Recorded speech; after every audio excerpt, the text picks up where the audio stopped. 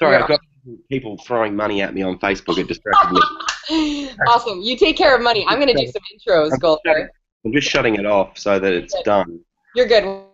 We're actually, you guys, this is Marci Locke, and we're on Marci Locke TV. As you can tell, like, I'm actually just showered, doing the cute beach hair craziness, about to, literally, when I get off of this call with the Gulliver Giles and Leela Cosgrove, I got Chris Stubbs, who's coming too, Gulliver, is picking me up, and we're hitting the airport, and we're on our way to see this genius and his beautiful Leela that are epic and awesome. So I'm excited to have you guys here and actually get to be on my way to you very, very soon. But for those of you joining us on Marci Locke TV, this TV show is about influencers and people that are influential, making a massive difference in the world, and being able to, people that live their life full out, sharing their passion, their purpose, and literally have the belief system that we get to have it all. There's no either or, it's and. My fucking life is and it's fucking awesome. And so I have some of the coolest people here. Actually, Leela was on my Warrior Woman radio show. Did you know, Gulliver, she was my very first guest?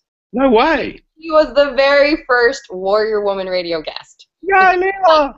You have to set the bar, because that chick rules. She's a badass in all aspects. And literally, I wanted the very best. So I only bring on people to this show that are, like, awesome, phenomenal, living life to the fullest. So Leela, yes, I got to interview her on Warrior Woman, so I'm excited to have, like, the two of you on. So Leela's kind of going to be in the background. She's doing some audio stuff.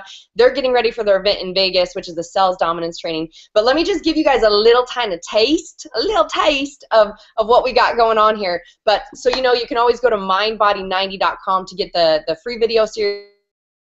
For all these past shows, you can look up Leela's show literally on the app, the Marci Locke app, which is at marcilockeapp.com or on iTunes. So just go in there, click on radio, look for Leela Cosgrove, and you'll hear the actual Warrior Woman radio that I got to do show with her. So you can do that, and you can also be able to get all the different tips and stuff on there. But let's get into this today, because I know we got a limited amount of time, just to give you guys a little tiny taste of who these geniuses are. So Gulliver, what's your nickname? You share with us? You got a few, actually. The Sales Warlord. The Sales Warlord. Oh, snap, right? Yeah. You've also been called Thor. I mean, it's like, you're like, cha, when it comes to, like, the sales master. So, and Leela is known, like, for becoming a self-made millionaire, working with, you know, the top people around the world, from Frank Kern to you name it. So I'm going to what I actually want to do is, I would love you to tell me about Leela.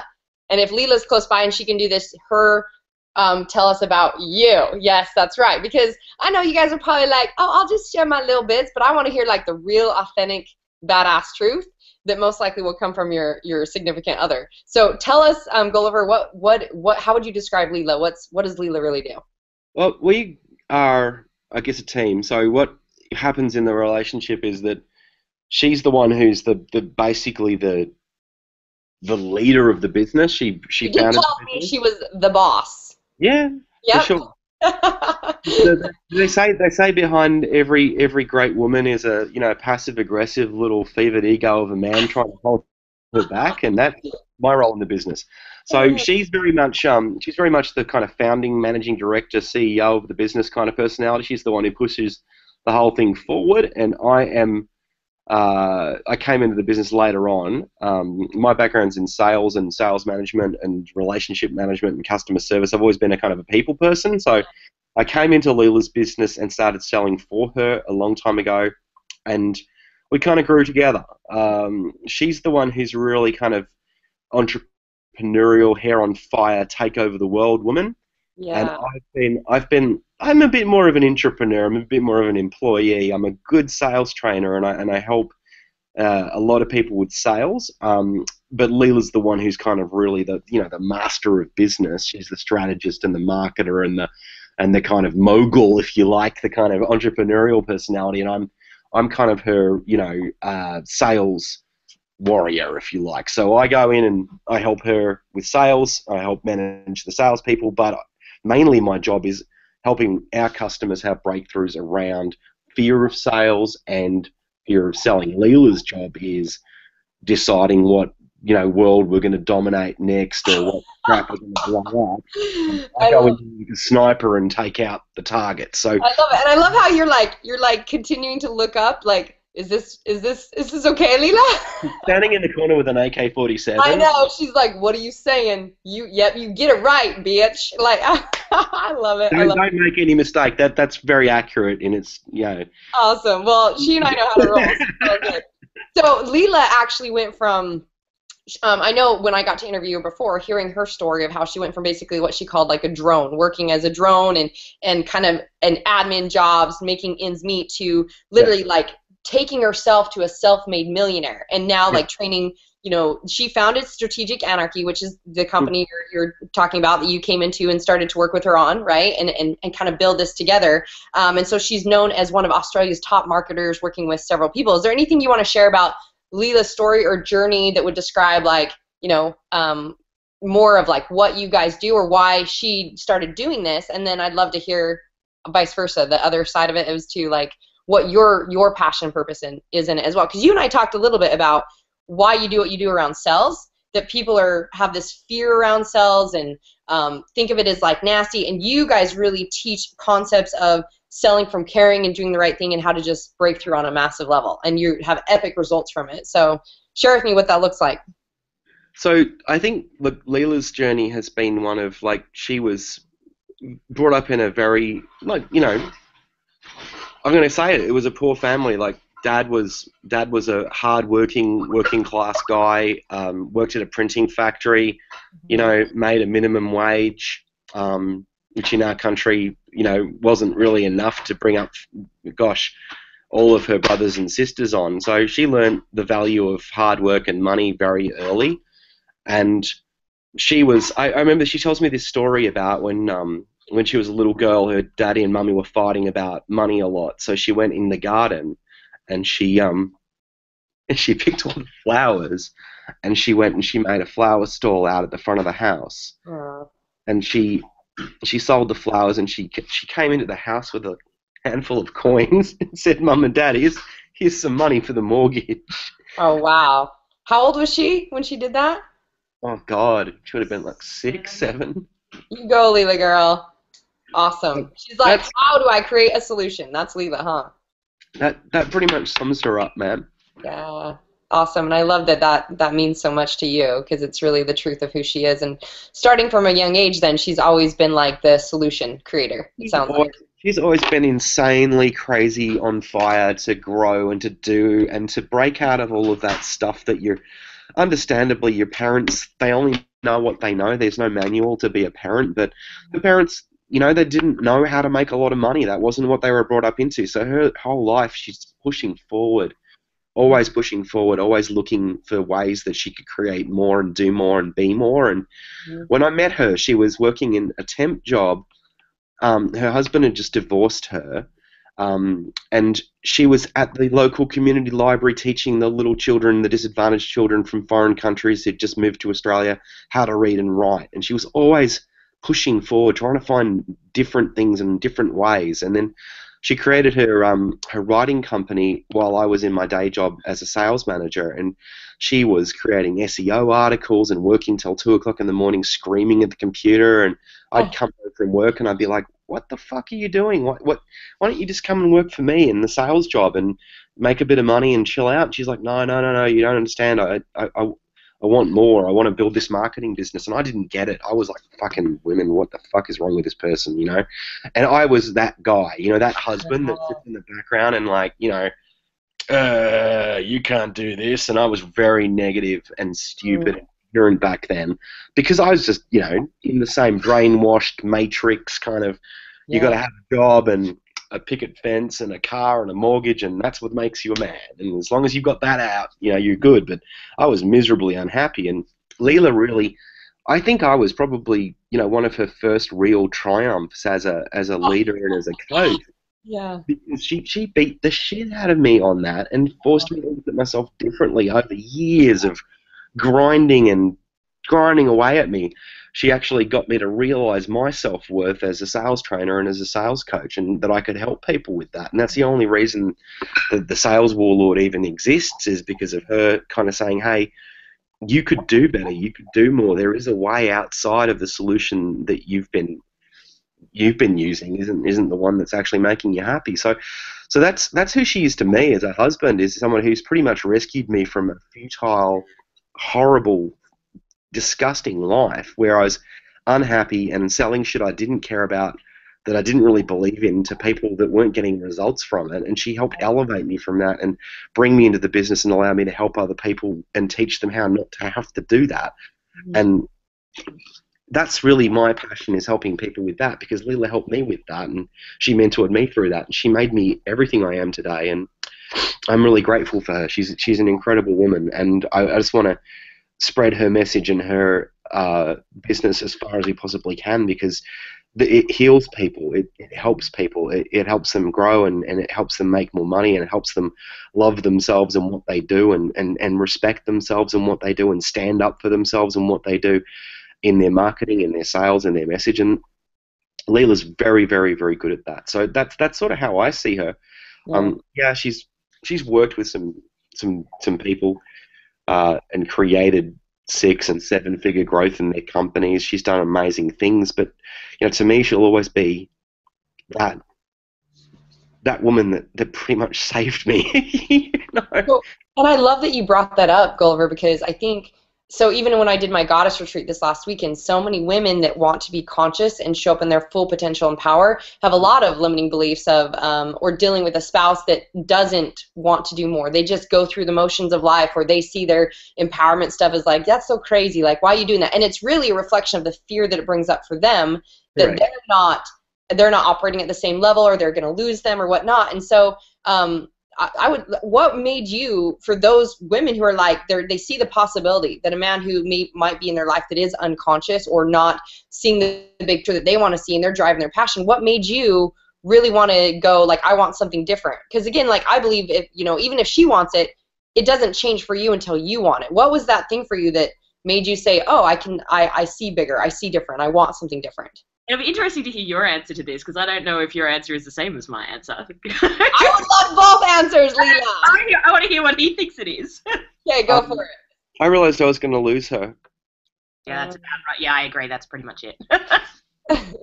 I was playing out some bad patterns. Like, we met at a time in my life where I'm 40 now, I was 30 then, and I'd had I had a daughter illegitimately out of wedlock. I had a life where I tried to fill the hole in me with alcohol and drugs and sex, and basically just destroying myself. And I met Leela on this path of destruction, and she was thank God, at a low place in her life, and she'd just broken up with her husband, and her self-esteem was fairly low, otherwise I would never have trapped her. I would never have managed to hold her attention, because I was not worthy of her at that point. Yeah. And a lot of those behaviours continued on into our relationship, to be completely honest with you. I kept on talking to my ex-girlfriends online, and one day she found out about it, and she was moving up and getting better and better and better and better, and I was just staying in my fucking shit. And it came to the point where I realised, if I didn't make a grand gesture, if I didn't do something to save the relationship, if I didn't step up and do better and be better, she was going to Tony Robbins, and she was running every day 5 kilometres, and she was building her business, and I'm sitting in my day job that I hate, hating my life, and talking to my ex-girlfriends to try and fucking soothe my fevered little ego. Yeah. And she found out about it, and it broke her heart, because she thought I was on her side and she thought I had her back. And that was when I made the decision, fuck it, I have to do something different, because I was going to lose her. And she gave me the ultimatum, and I fucked around and I fucked around and I fucked around, and I thought, you know what, man, I can't keep doing this. So I ended up quitting my job. I spent the remainder of my paycheck, they give you like a severance pay, I spent that on an engagement ring, and I asked her to marry me, and she was like, "Are you sure?" I'm like, no. So I then went into work with the guy that she was being mentored by, and that's how the business began. And I began in that position of, like,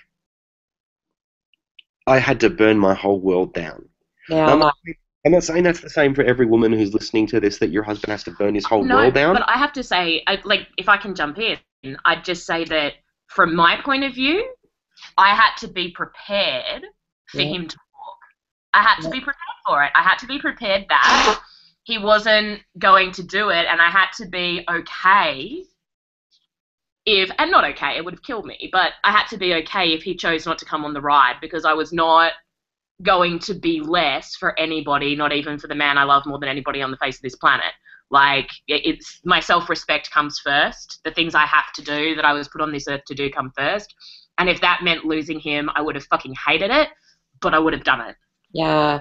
Leela, that is so powerful because, I mean, in Goddess, we were talking about the same thing where, like, if you're not willing to, you are the source of your own experience and your creation. So it always comes down to, what do you want to experience? You can't control anyone else. If you're not willing to just be okay with everything in your life being gone but what's inside you, then you literally, like, can't create that. So Gulliver, you had to experience enough pain to want something different, to go to I'm worth this investment, or I get to move through this shit to have this. And Leela had to be willing to say, listen, I'm the creator of my world. I can't control you. You're either going to come along or I get to continue to move forward. And that literally allowed you both to up level. And I see where, if this is the greatest thing, is some people don't choose to up level and they both get to move on. Like my ex, I am so grateful that he cheated on me, and that because I was like, he just wants to go through the motions of life, and he found someone that just wants to go through the motions of life, and they're so. Oh my god, I had the exact same experience. So I had the exact same experience where, look, you can just have the side of my head. Oh, I see her hair. Oh, Leela. I had prettier than me. She's prettier than me. I had the exact same experience with my ex-husband, where he cheated on me, and same thing, wanted to go through the motions of life.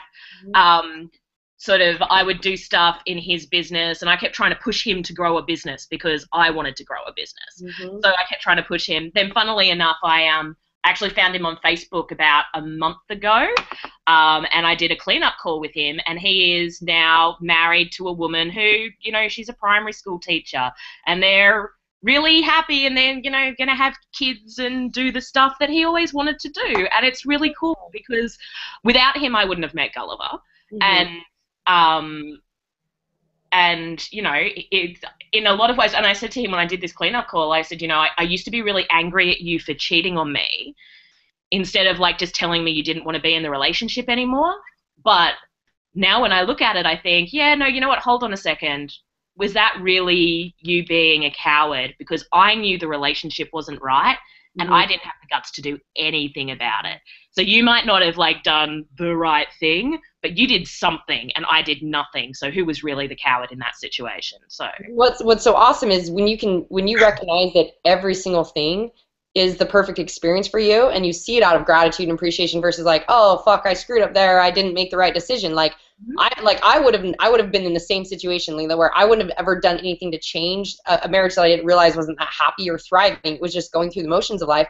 And I'm so grateful that something happened that allowed me to go, oh, okay, I get to look at my life and go, what do I really want to experience? And what is my self-worth to move forward in that? And now I just see it out of pure love and gratitude that he played that role for me, you know, and allowed me to experience forgiveness, and allowed me to experience like some of the deepest growth I've ever had came from divorce. And it's allowed me to now be who I am, sharing my passion. And so that's what you're like, that growth process propelled you to share your passion and purpose. Exactly. Otherwise, I would have just kept trying to hide behind him and make him be the person who had the business so that I could hide, because I don't like to be the face of stuff. I like to do stuff. I don't like to be the face of stuff. So, you know, I would have just kept hiding, and it forced me to have to go out on my own and really embrace myself and what I was good at and create something around me instead of trying to create it around someone else. Awesome. So this is so cool because here I'm like ready to dig into like sales concepts and the bullshit around sales, and like how amazing of a genius. This is the bullshit around sales. Exactly. That's what I love. It's true. It's internal shit that keeps you from showing up in your life and sharing your gifts and your passion. I know for me with sales in the past, it was like I had the belief system of like sales or Jackie or shiny or all those things too. And until I shifted the perception to seeing like I can't change someone's life unless I fight for them and inspire them to take action. And that is the sales process. It is just me getting to know them and know what is their challenge and what do I have that can serve them, that can give them the same freedom that I know. But if I went into it going, oh my gosh, they're going to think that I'm trying to sell them and there's all this bullshit. So it really is the mindset. So dig into that for me, you guys, on like what you saw as the big gap and the barrier in society, and like how you've created what you have that just has revolutionized people giving their gifts to the world at a bigger degree by breaking through the sell shit.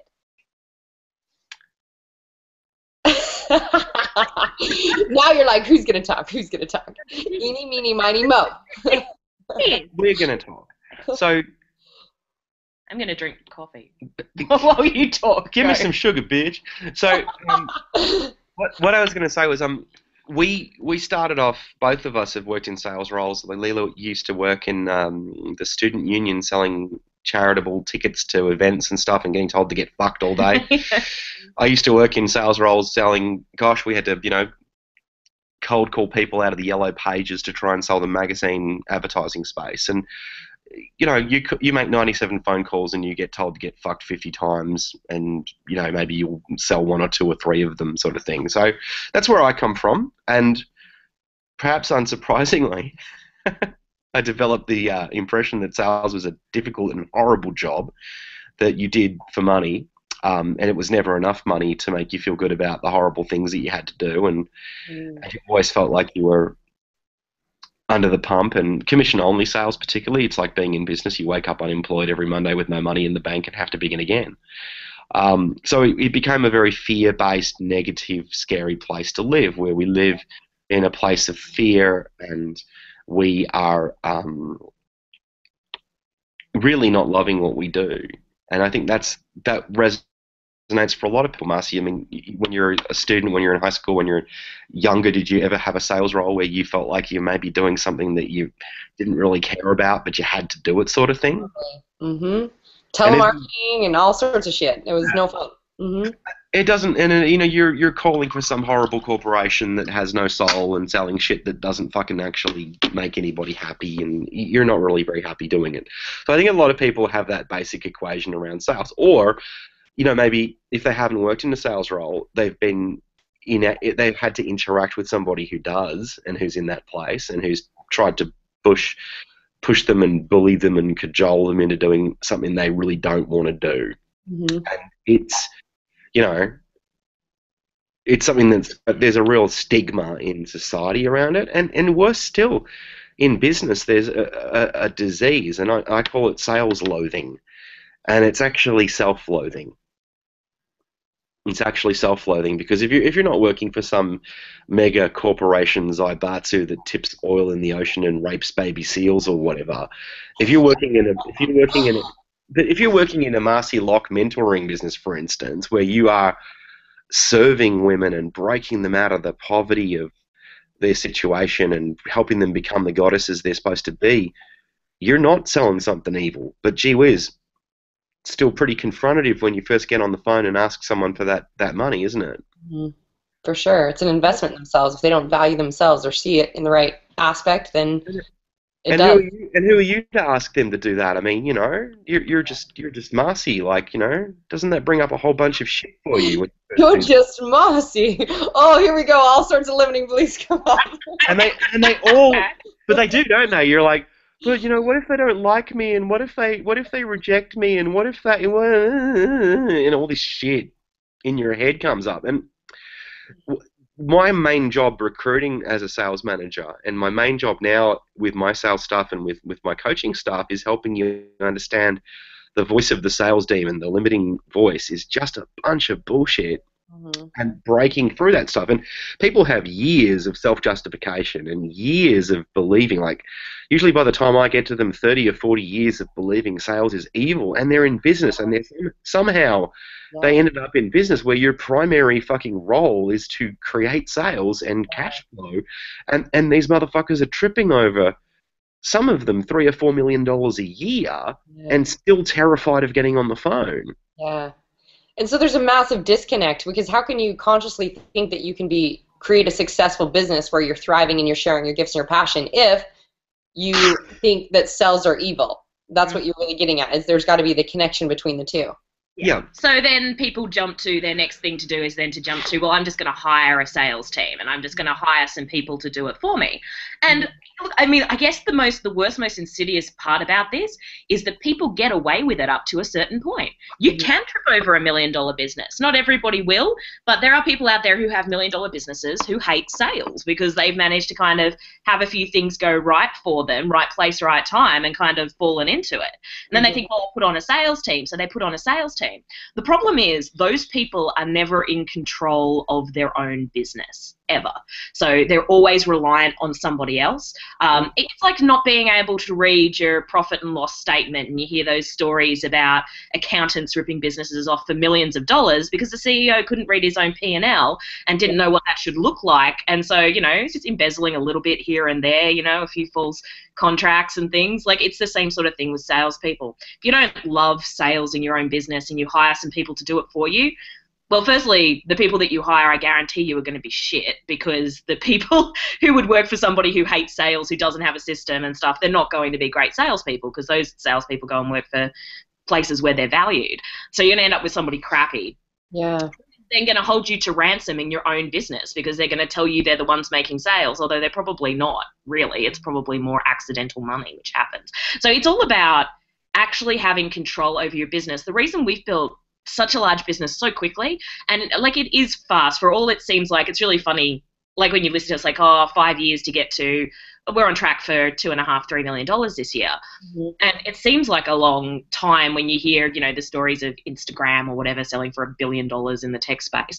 But for a small two-person business to have grown that quickly into something so big, it's almost unheard of in our industry, in coaching and internet marketing and stuff. It's not a normal thing to have achieved. So the reason that we've managed to do it is because we have control over every part of our business. We do have the sales skills, and we don't rely on, we have the marketing skills as well. So we don't rely on joint ventures or strategic partnerships. We use them, they're great, but we know how to generate our leads. We know how to use our own sales. We have complete control over every aspect of our business. So I want to tap onto that, because that was huge, a huge concept for me and a game changer in my business. Is I continuously didn't want to be the business person. I was like you, where you said I did really well with my program. It was so transformational that we'd operate off of tons of referrals and running my program, but yet, so it's like I didn't want to be the marketer. I didn't want to be the person. I just wanted to change some lives, Leela.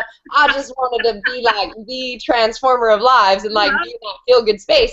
And I continued to experience that.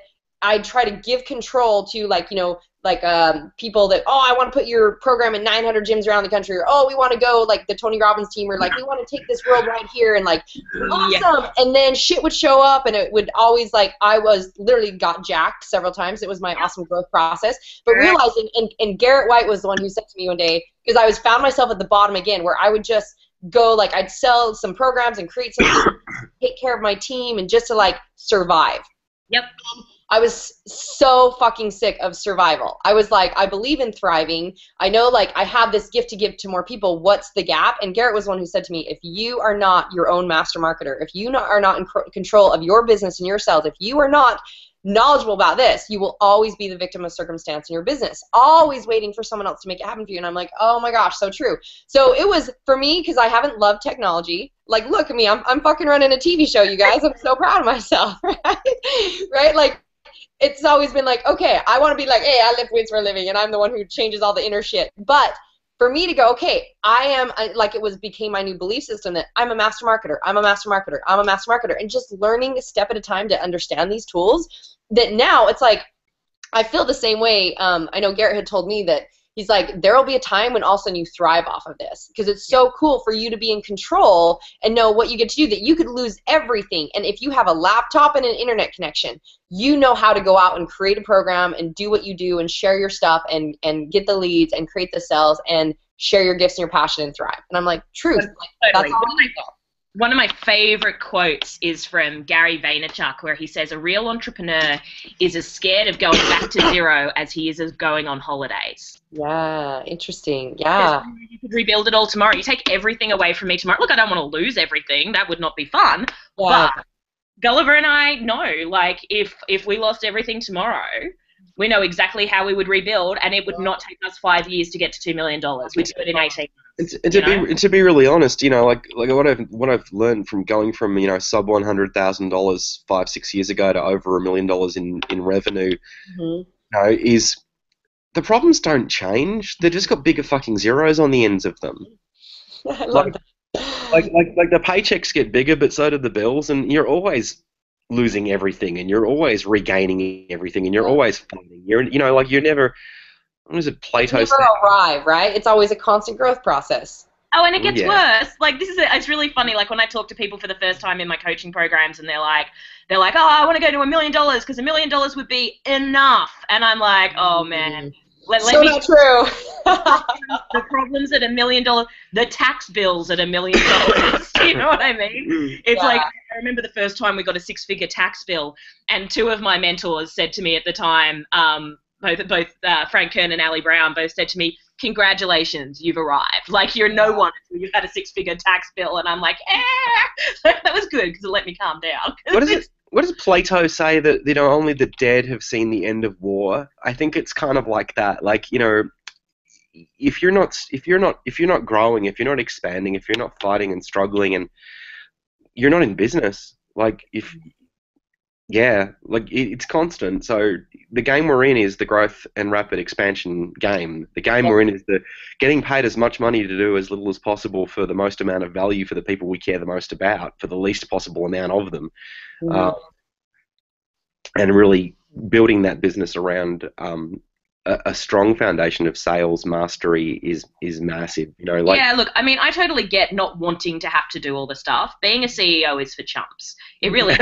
It's the worst job. It's horrible. You have to be able to do everything. I mean, we have a staff of like 8 now, so like I don't even get any work done until Wednesday morning because I spend the first 2 days just dealing with my staff, working through all of that sort of stuff, and corporate leases on buildings. We've got 2 offices, and it's a nightmare. It's horrible. It's not. I want to be the creative genius. That's what I'm great at, and I just want to be the creative director. I want to be Don Draper.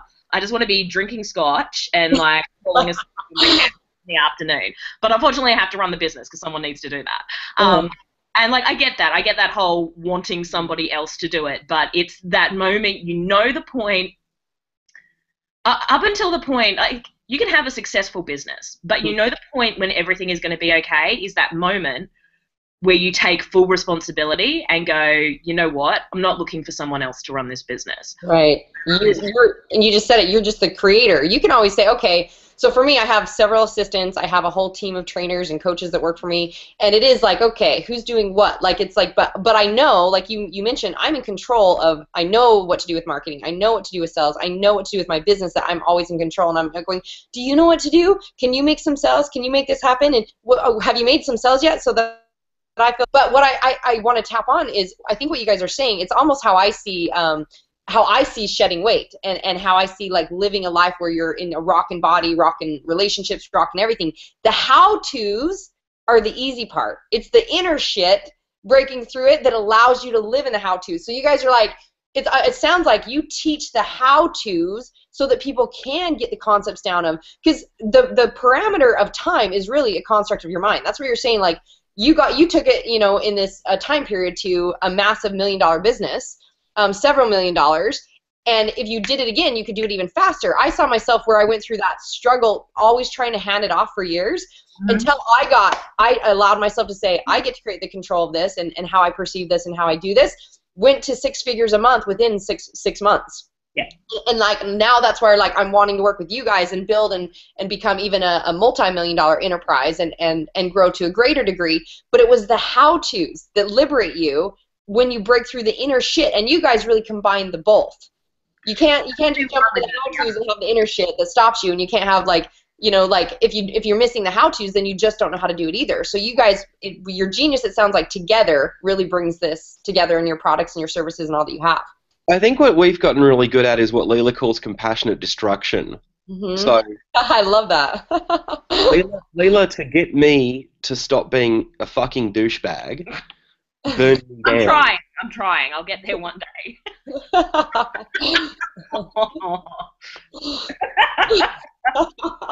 Yes. It happens in our marriage too. You're gonna ladies have out there, and makeup later. It's all good. All good. ladies out there listening whose husband thinks he's not a douchebag, it's all good. It's all good. Anyway, back on topic. I was an asshole, and I still have my flaws, and I'm constantly growing and being forced to by my wonderful wife. And she kind of put me through that crucible of like, do you really want to be like this for the rest of your life? Is this who you want to be? And I discovered the answer was no. I didn't want to be like that. So we moved to Sydney. Went to Tony Robbins, walked over fire, realised I was living my life according to that paradigm of like I must grow up to be like my dad and get good marks and go to school and get a job and have a mortgage and die. And I realised that I was never going to... That order, too, right? It was horrible. Yeah. I was never going to be successful because that wasn't actually what I wanted, and Leela helped me realise that with a bit of help.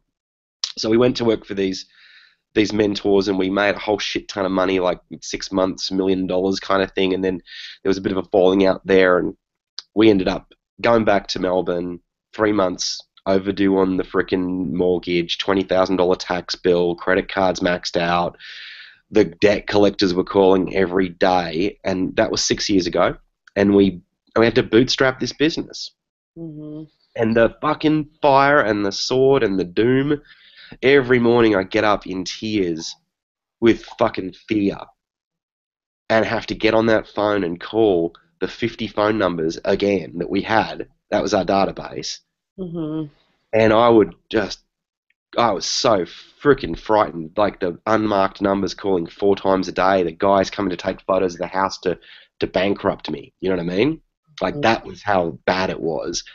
And it was just terrifying. And I had to somehow sell through that, and Leela would be on the phone, and I would be on the phone trying to close deals and doing whatever crazy shit we could to make shit happen. Mm-hmm. And the amount of fear and horror and pressure on us, we learned through that experience, how to break someone through just about anything because we'd been through it ourselves. Yeah.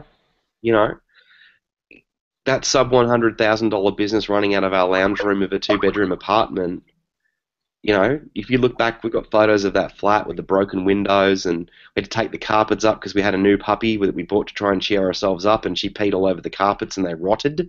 Mm-hmm. So we had to take those up, and we're living on concrete floors, and every day the debt collectors are calling, and every day they're threatening to cut the phone off, and if they cut the phone off, I can't make any more sales. I can't make any more sales, we're gone. Yeah. We're just going to lose everything. And it was like, I'd get up and I'd put on Eminem, the 8 Mile soundtrack, Lose Yourself, and I'd put on, and I'd sit there, and success was my only motherfucking option. Failure wasn't, And I learned how to use state. I learned how to take all that shit that Tony Robbins taught us and actually use it, which most people go back to get a state refill once a year or whatever it is. We actually went and implemented it live. Mm-hmm. And really had to be more invested in success than in fear of failure. And what I learned in that process was that you have to get on the phone, yeah, but if you get on the phone and you care more about your bills and more about your bankruptcy and more about your debt and more about the shit that's about to fall on your head, then you won't make sales. Yeah. But if you get on the phone and you're on the phone and you care more about that other person and solving their problem, you can use that to get away from your own fears and your own lack of self-worth and your own voices and your own shit and just focus so fully on loving them and caring for them that you can escape into them. Yeah. And what you tapped on, Gulliver, is so genius. There's only 2 energies. There's only 2 when it comes down to it. We're either operating out of fear or faith. And faith is love, and it's the energy to create. And so you said it. It's like this is such a huge key, but I think a lot of people get stuck in it, that they're like, oh my gosh, I got to make sales because I got to survive. And what they're exuding and the energy they're in is fear, scarcity, lack. It's like, yeah, that comes across on the phone. That comes across as like, it no matter what will bring that energy of you just want to sell me, versus if your whole intention, and this is what you really tap into, if your whole intention is, I have something to give you, and that's why I think you make the clarity of it's got to be Are you doing something that is going to make a difference, or that you believe in, versus just working for some company and jumping on the phone and having to do something you don't believe in? But when you know what you have is going to free someone, all it is a conversation of how do I share this with you? What can I do to assist you and change your life? And then if you're in that energy, that's where creation happens. The other thing that I love that you said, and Napoleon Hill has the book Outwitting the Devil. Have you ever read that book or heard that book? Audiobook or Audible is awesome because you can like listen to books on like 2 and 3 times the speed. This is how people like Leela and I roll. Like it's like everything is like go go go go go. I speed read, so I'm just like. Yeah. I get through a book very quickly. The thing she loves the most about the 15-hour trans-Pacific flight to America that we have to do 10 times a year, actually more, is that she will read 4 or 5 business books. And she'll be like, I said to her yesterday as we were coming into Vegas for our event, I said, honey, every time you get on a fucking plane, you get smarter. I can't keep up. Love it. Love it. That's why I love audible.com. I'm like, get books, and then I times it by like 2 or 3 times speed. Actually, my little boy came in one morning. I was working out, and I was listening to a book, and he was like, because it just sounded like, I'm like, you get used to it. Listen for a minute. And like, oh, now I can hear what he's saying, right? But in that book, Napoleon Hill talks about that there's 2 sides of you too, the fear or the faith. And when your back is against the wall, when you have no other fucking option than to survive, and all you can do is go, I can only move forward to create success, and that side of you comes out, you tap into the part of you that is like, I don't fucking care anything in front of me, I'm just going there. And that's where like you literally had nothing around you and you said, all I know is I gotta go here. Instead of like, but when people go, oh, I can't, and they stay in that fear-based shit, they literally they don't ever move. I think the important distinction on that too is that for all Gullivers like we had to, and you're like we had to, we actually didn't have to. Mm-hmm. We could have gone back to day jobs. Yeah, Gulliver could have gone back to a $150,000 sales job. I could have gotten myself a $50,000 admin job. Like we could have gone back and been comfortable. We chose for there to be no other option. Even though it would have been easier to have paid off the debts and done the stuff if we had have walked into day jobs, we chose that there was no other damn option and that we'd painted ourselves into a corner and we were going to get out of it our way or die trying. That was your definiteness of purpose, and that's the whole point, is when you say, I don't, like for me, that was the same thing. When I was a waitress making $2 an hour after getting divorced and finding out I had a cheating husband, having 2 little boys, I was like, all I know is no matter what shit shows up, I'm going there. Yep. That's all that matters. I'm not going, oh, well, what's my backup plan, or, what's the side safety note, or I could stay being a waitress, or I was like, no, I fucking want a different life, and it's there. And so that's where you're going, and that's what you just tapped into, is until someone decides, this is where I'm going, all sorts of shit's always going to show up to keep you in your comfort zone, and that's the limiting belief shit with the cells to, the fear, the lack, the scarcity mentality that you guys really break people through to go towards what they want.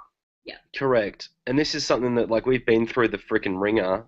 We've been through it, so we can help a business.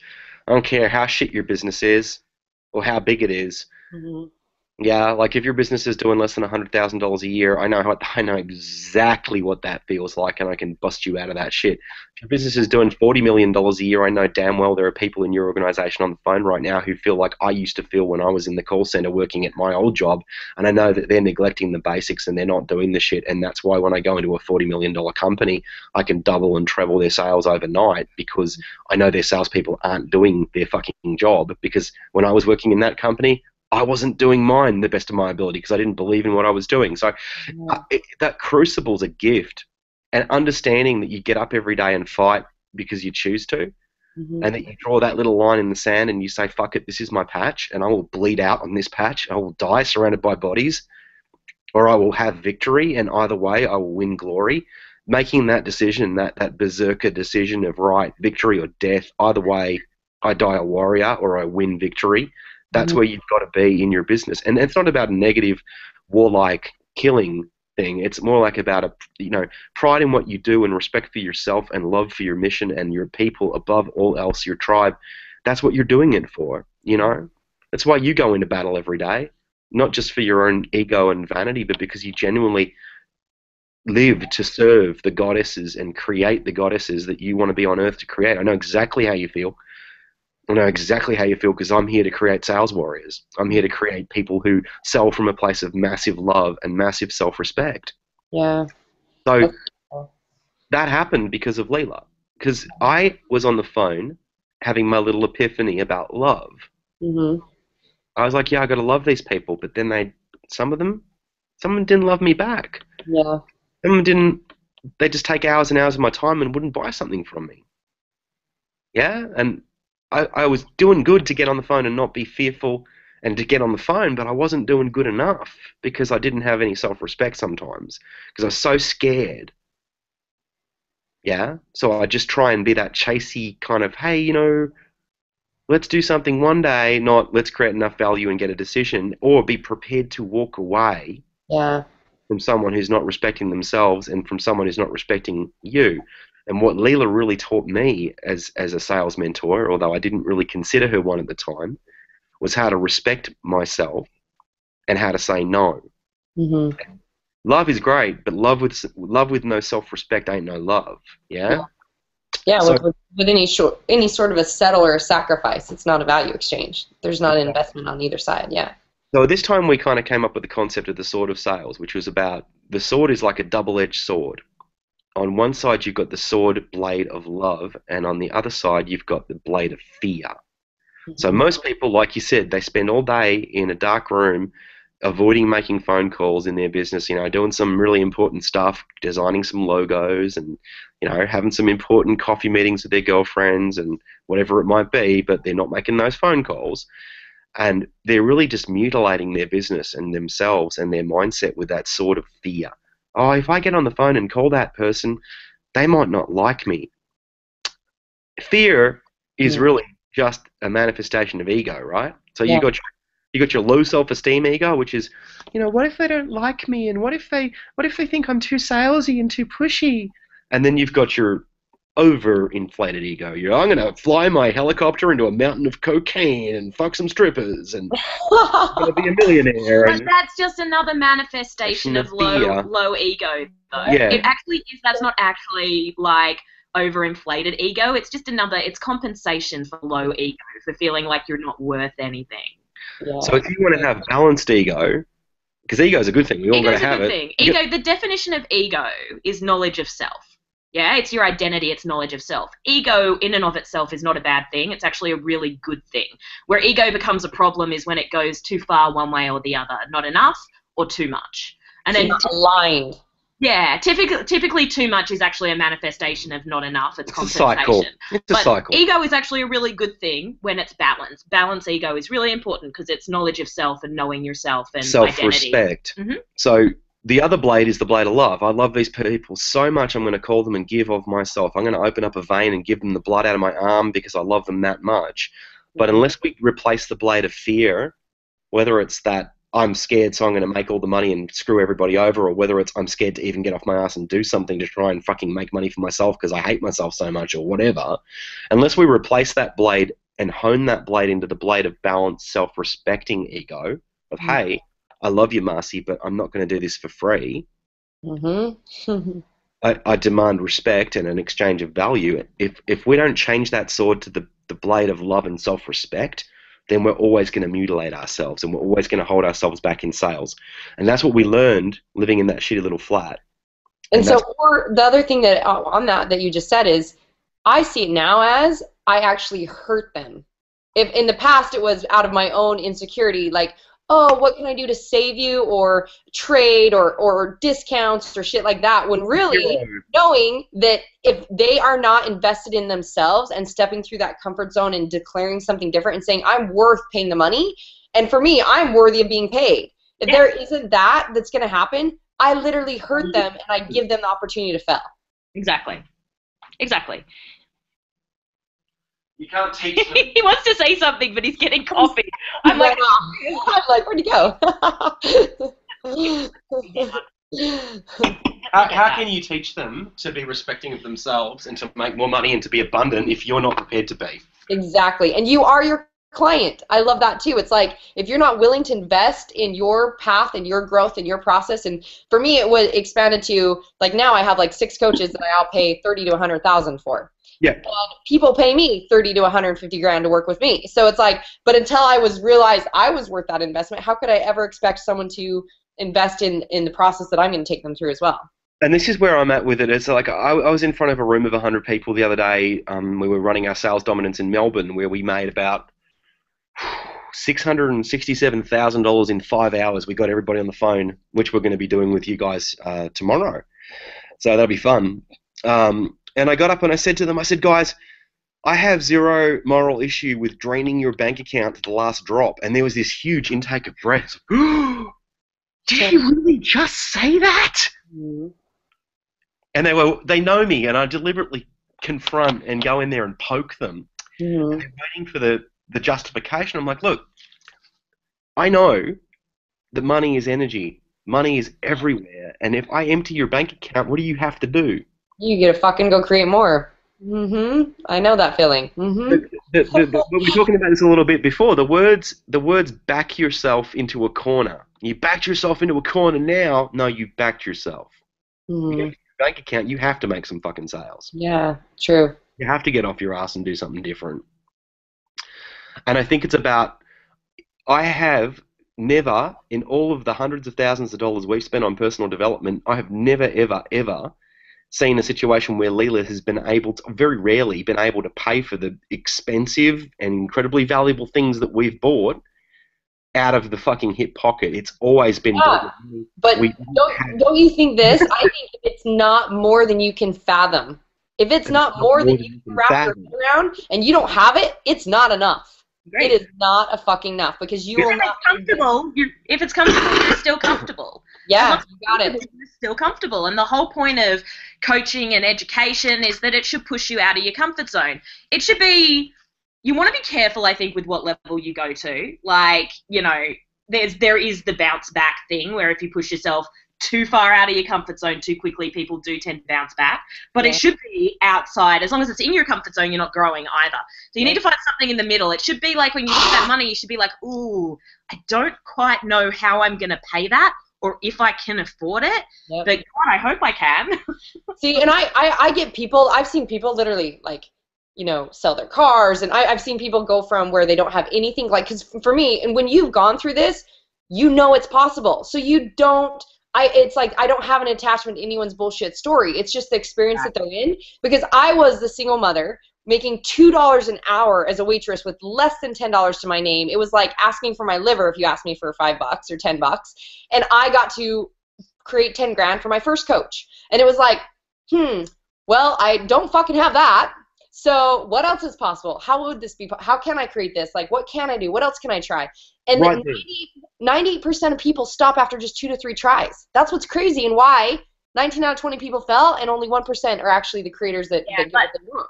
But this is the thing, though, and this is what nobody tells you. Like, you hear Tony Robbins and stuff talk about most people quit like 2 millimeters from the finish line.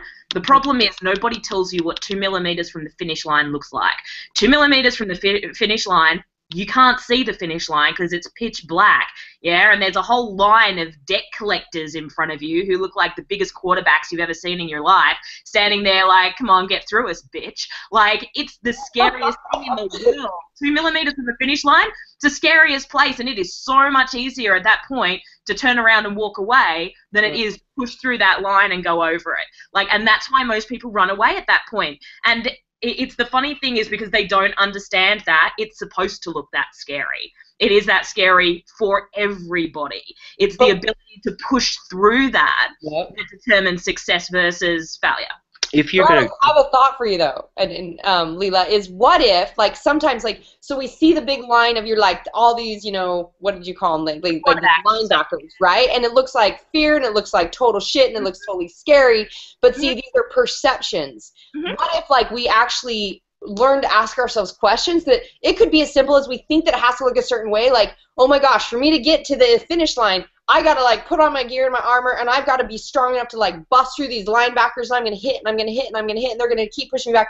What if we walked up to the linebackers and was like, hey, excuse me, I'm coming through, excuse me, and I, like, parted the sea, and I just walked right through. Like, that's where my belief system's coming to. No, you're right. That's pretty much exactly what happens. What happens is when you have the guts to put your stuff aside and walk, that line pretty much magically parts in front of you, and you can step over the line. It's what keeps you there, what keeps you in that position, what makes you run away is the fear and the stories you're telling yourself and all of the bullshit that's going on through your head. Yeah. The tax office will always negotiate payment plans. The energy office doesn't want to turn your energy off. They will negotiate payment plans. The banks will, everybody will fucking negotiate with you because they want the money. It's you're sitting there looking at all of that stuff thinking, looking at that end game thinking I can never make it, that fucks you up, rather than just going, all right, what's the next step, and then the next step, and just keep looking at your toes and next step and next step and next step, and that line magically parts and suddenly you're on the other side. Yeah, I believe inch by inch, life is a cinch, yard by yard, it's hard. But it's when they're in front of that linebackers that they just perceive, oh, the overwhelming huge picture of I got to go through 20 linebackers back to back in front of me. There's no fucking way. So, like you said, I'll just give up. Instead of, well, how do I take it the next inch, and what else could I try, and what is possible? And this is where I do have a different view of, like, when I coach people that have, you know, built their $1 million businesses or their sales side of things, and I get into their belief systems, and if they have a belief that, like, success is a sacrifice and it's hard and it's going to fight in a battle,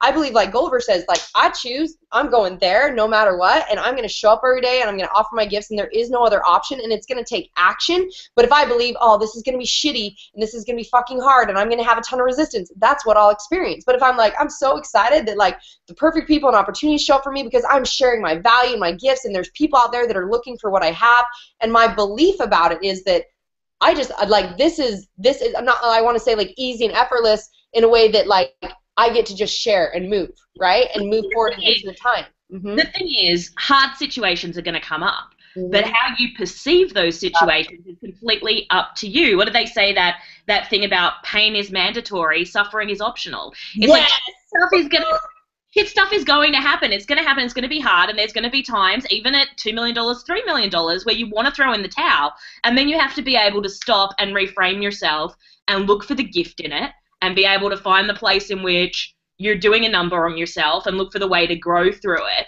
and stuff. Because you're right, like, it's never going to be, like, completely easy and effortless. There's always going to be shit that comes up that you have no control over, but how you deal with that, what you choose to let that mean. I always set myself like okay, you can have your 15-minute freak out. I used to do it when I first started. It was like 24 hours. I was allowed to freak out for 24 hours. And she did. And I did. And then I cut it back over the years by, like, hours. So now I'm allowed to freak out for 15 minutes. I'm allowed to throw things and break things and have a total meltdown for 15 minutes. And then it's like, solutions, let's go. Then you move forward. It's like, instead of still looking at blame, it's like, what do I get to create? And I move forward in a solution. I'm not going to fix this. Let's go. Solution time. Give myself that 15-minute freak out. I'll get it down one day to, like, nothing. It'll be like 30 seconds and then reframe. Well, see, all the things you guys are talking about, the concepts are the mindset. It's like the perception gives you your possibilities, breaking through the bullshit around yourselves, breaking through the bullshit around your own internal ego that's hurting you, or your own fears allows you to go, oh, now how do I implement the how-tos which you guys teach, and the perceptions that serve me to move forward and give my gifts at a greater degree. Yeah, that's where Tony Robbins started. He was actually a sales trainer back in the day. He was a salesperson for Jim Rohn, and then he started training within Jim's organization, and then went on to do his own sales training and actually became a personal development coach out of teaching sales, because he realized what any of us who teach sales realize, which is that there's a million courses on the technicalities of sales. Ours are better, of course, but there's a million courses on the technicalities of sales. But what really counts is that you can put somebody on the phone with a subpar system if they've got a great mindset. And just to really break that down, Leela says ours are better, of course, in a flipped way. The reason that people are coming to us for sales training and saying that ours are better, it's not because it's just like a big old ego backslapping thing. It's just our framework for sales isn't AIDA, attention, interest, decision, action. It's not that ABC, always be closing. It's not like just. I haven't even heard these. These are all. This super freaking old school sales stuff is always really kind of excellent processes around how to take the conversation through XYZ phases, but nobody in the world is talking about fear. Nobody's talking about love. Nobody's talking about the mindset from a point of view of your spiritual and emotional investment in your business and your sales. Everybody's talking about how to close more, like, be a boss, and how to close and close, and some closing techniques, and sales process, and let's automate that shit and make a lot of money. But no one's talking about the mindset breakthrough. No one's talking about the emotional breakthrough. And the reason why our shit is so strong is because and it sounds egotistical, and it's not. It's just different than everything else, because everything else comes from a management theory. I've worked in real estate sales for 100 years, and here's how you close a deal. But what I'm doing is combining all of that shit and actually looking at what the framework is. Well, what are you going through? What are you thinking? What are you feeling at that point? How's that manifesting in your call? That is the edge that nobody knows they need until they realize they need it. What you described is like the exact process that I feel like is what shifted inside me to allow me to be 100,000 plus business and sharing my gifts and passion to a greater degree. And I resonate so much because I'm sitting there smiling as you're talking about what you really do that's so different around this aspect, because I'm like, that's exact same reason why my business is so different with Mind Body, is that everyone out there does nutrition, everyone out there does fitness, but when you understand how to break through all the bullshit and the roots and the beliefs and the perceptions and create the life that you want, the body just shows up with the how-tos along with it. And so it's like so powerful. We have had 6- and 7-figure success stories in your industry because it marries up so beautifully, because you understand what we understand about what you do for your people. And all we're doing is exactly the same kind of thing, but with that sales and marketing modality of really stepping into your power and understanding the bullshit in your head and being aware. So, it's a match made in heaven, and I'm really grateful for you, because you're somebody who's leading people from that same place that we're leading people from, and it's awesome to be here, and thank you. Yeah, so cool. And guys, we literally could probably go on forever. I didn't even get to break in and let people know like the different stuff that you have. Technically, I'm supposed to be on one of my worldwide mastermind calls right now and then headed to the airport. So in wrapping this up, I would love for you guys to share like what are the different options and programs that you have that people can take advantage, because you do stuff with people all around the world. You do very high level stuff too. I know different trainings that, like, I'm coming to Vegas where people can come in and get a hands-on experience with you and break through all this shit. So share where they can follow you, find you, what the different programs are. I'd love people to be able to know what their options can be to find you guys. Well, anyone who's super freaking, dying to be in Vegas tomorrow with you is more than welcome to jump on a plane. We still have a few tickets left. Yeah, should I just do the? Oh, there we go. So just come. I'm wearing a bikini. I never wear clothes. For those of you who aren't prepared to leap on a plane tonight and fly to Vegas, then it might be a bit short notice for some of your ladies, particularly if they're women who have children and lives and shit. I think the best way to start would be by just having a chat with me and interviewing with me, because there's so many different things that we do. The simplest and easiest thing that we could give you right now online is something I call the Crown of Command. And that is basically about making you the warrior goddess leader in sales. So it's about putting on that crown and saying, right, I rule this. I am so fucking good at it. I am a master of sales. I am a warrior goddess like Marci. I have my shit nailed down. That's all of our stuff around the sword. How to actually with men and women, just to clarify. I know you're using warrior goddess because you're talking to me as a female, but this is for men and women, right? Oh, look, at the end of the day, there's a lot of people out there who are selling this whole fear line of, if you're a woman, you can't learn from a man, and if you're a man, you can't learn all that kind of crap. Co-creation. We all have our business to share. Yeah. We are people. We are united. And if you're a woman, I have 70% of my marketplace are women. Most of them are mums with 1 or 2 kids who are in businesses. They care about what they do. They love what they do. They love their people, and they don't want to sell from a place of lack and fear. If those are the people that are listening right now, if they want to grow their businesses in purpose and in passion, then this is the sales program for you. So it takes you through mindset, how to pick up that sword in your business and say, right, I'm a warrior for the truth and for love and for not fear and darkness, but for actually helping people. And so start to reframe psychologically around sales in your business being a holy, awesome act of beauty and passion and love, not fear and self-hurt. That's awesome. Yeah. So, where do they find that, Gulliver? I think for me at the moment, the best possible thing you could Wait, do. I gotta call you Sales Warlord. I'm sorry, sir. For me, the best thing you could possibly do is connect them to me on Facebook. I'm Gulliver, Gulliver, Giles, Giles. If you connect to me on Facebook and say, hey, you know, Marci sent me, I'd be more than happy to have a chat with you and make sure that this is going to be good for you. And if it is, that's cool. And if not, that's cool too. It's not about me kind of twisting your arm behind your back and saying, you must buy from me because I'm a scary sales warlord. It's more like just making sure that this is going to actually work for you in your business and that you're going to be the kind of person who's going to get value from it and who's going to do the work. If you're not, I will not sell you because I don't sell my program to anyone who's half-stepping or screwing around or not prepared to do it. So the first step would be connect to me on Facebook, Gulliver Giles. Connect to Leela if you want to talk to a lady. She's lovely. Leela. Leela. I'm not. I swear a lot. I'm quite obnoxious. Cosgrove. Love it, baby. So yeah, connect to us, and let's have a little bit of a chat first to make sure it's right for you. Because I don't just want to, you know, send you to a link and say buy this, it's right for you, unless I've had a word with you first to make sure that it's going to be the best option for you. And there could be other things that are better or more appropriate for you. So I want to make sure I take care of you from a place of love on the front end before I sell you anything on the back end. So if I can help you, great. If not, that's cool too. I just want to make sure that we're on the same page first, if that makes sense. So hook up to me on Facebook. I'm available for the rest of the day. Super happy to chat with you. I'll be in an event the next couple of days, but I'll log on, and if I see your message, I'm more than happy to make a time to have a bit of a brief consult with you to ensure that I can really help you. And if not, that's not a bad thing either. Not ever going to be any kind of pressure unless you tell me you really, really want to step up, and then you give me some bullshit excuses, in which case I'll smash them all into dirt.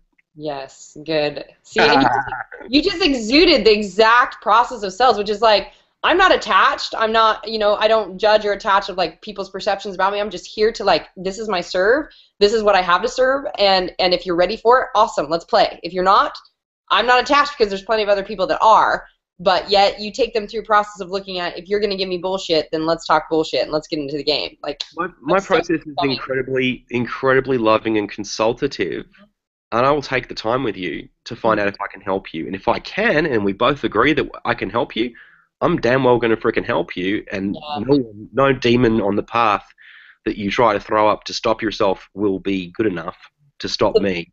I will That's fight them protecting their smaller self. That's what I always like to see it as. I will never fight against you. If you don't want to grow your business, I have no business selling you anything. But if you do, I will always fight for you. And if that means slicing that sales demon off you and it takes a little bit of skin with it and it leaves a scar, then it's the damn best thing I can do for you. Yeah, that's phenomenal. That's exactly what it is. Any last words you guys want to share? Any last thoughts for anybody as we wrap up today? Leela, you got anything else in you, girl? You're just been holding back. Not really. She's like, I just put it all on the table. I'm good. I know that's how you roll, Leela. You just let it all out. It's all good. Whatever. If you're sitting out there listening to this and you're really, you know, you're one of my people, you're one of three people. You're either really kind of scared of sales and have some issues around sales, and that's okay. I've been there and I can help you bust through that shit. Or if you're somebody who is a good people person, who's really great at talking to people and actually quite enjoys being on the phone and selling, but doesn't have the processes locked down, doesn't have the scripting in place to be able to understand their conscious competence. If you're unconsciously competent, you're kind of good at it, but you don't know why, and you'd like to really discover mastery, then that's the other thing I can really help you with, is giving you the scripting and objection handling strategies to do that. And if you're like Marci, if you're at level 3, you are a genius. You are great at what you do. You are a leader in your business. You're a high 6 or 7-figure earner, but you haven't managed to really create the systems to be able to accurately describe what it is you do and be able to train that down into your sales team and build a team of warriors so that you don't always have to be in the front line of sales and you can have people going into battle for you. And that's something else that we're really, really passionate about helping with. So whether you're the general at the head of a business that's doing really well and you're great at sales but you lack systems and automation and training skills around how to build your army, whether you're really great at sales and selling and you love talking to people but you don't have a system that actually allows you to refine your processes and to really master sales from a point of view of consciously know where it is that you're able to improve and do better and create higher levels of conversion, or whether you're just plain flat out scared shitless of it. Those are all areas where I can help. So if you're sitting there kind of thinking, oh God, this is really confronting, hit Marci up and get her to introduce us on Facebook. If you're sitting there thinking, yeah, look, I'd love to get better at this, hit Marci up and say, hey, introduce us on Facebook. Let's all be friends together.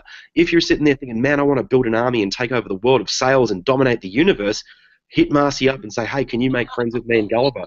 Because together we can really help you take it to the next level, so that what you're doing in your business with your body and with your goddess awareness and with you're constantly improving and expanding and becoming more and more. We can do that in your sales process and in your cash flow and in your growing of your business and doubling and trebling the amount of money that you earn and making you truly abundant. So I'm here for you if you need me. Marci's here for you. Leela's here for you. Hit us up. Let us know where you're at. And if we can help you, we'll help you. And if not, that's cool too. Yeah, and the last thing I want to pose around that is what's the cost you're paying in your life and in your business and the freedom and the time and the money and all the things that you want to experience by not becoming the master in your own business, the master in sales, and breaking through all the bullshit that you guys teach to break through and how to just sell out of love and share your gifts and your purpose. So that's the big question. If you're customer number one and you're scared, the cost is misery. The cost is fear. The cost is pain every day, not knowing what to do about it. It's not even the money, although I can help you make more money. It's the being scared of offering your gift, being frightened of being yourself in your business and selling yourself. If that's the real price on the table, is hating sales and hating abundance and hating yourself and not making the money you deserve to make, let me take that burden from you. Yeah. If you're customer number two, the cost is you don't know how much money you're leaving on the table because you're damn good at talking to people, but you're winging it.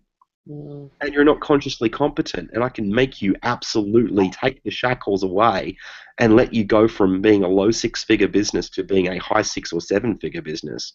And if you're number three, the cost is always having to be the person on the phone. And there comes a time even for the sales warlord when you get to 40 years old and you just want to sit back and play PlayStation and smoke pot or something. Or sit by the pool and drink a beer, and you can't because you've always got to be doing it. So if that's not a scalable business, that's a job. Yeah. The cost if you're customer number three. So whether you're paying any of those prices, we can help you. We can help you. So please stop paying those prices, because the money I'm going to charge you is nothing that I'm going to ask you to invest in yourself compared to what you're currently paying out in misery, fear, isolation, incompetence, and being the only person who can front up in your business and make the money. None of those things are going to get you where you want to go, and we can change those today, so please don't hesitate. Awesome. Boom. Like, there's not much more else to say. I'm so glad I'm on my way. Literally, Chris messaged me and said, I'm on my way. So I'll be flying out to see you guys soon and get to spend the next 3 days with you at this. Yay. So for those of you that obviously 1, 2, or 3, you're one of those customers, you can create the freedom and the peace that's going to come with that by busting through and stop paying the cost. Get in touch with Gulliver, get in touch with Leela, or you can get in touch with me and I will definitely connect you, because I can't do anything but share these guys' genius. I'm super excited to be out on my way to experience them even more. You can always get the app at marcilockapp.com on iTunes, or marcilockapp.com or iTunes, and go to mindbody90.com to get the free video series to be liberated, to get your rockin' body in life, and continue to utilize these amazing people, utilize the genius of the concepts to break through an awesome rockin' life. So now I'm just gonna say let's rock it out, lock it down, and go kick some ass today. I'll see you guys super soon. Thanks so much for joining me, you guys. This was so much fun. So I'll see you either in the next couple hours or definitely tomorrow morning for sure. Appreciate you, man. Awesome. Okay, love you guys. Lock it down. Have an incredible day. Bye. Cheers.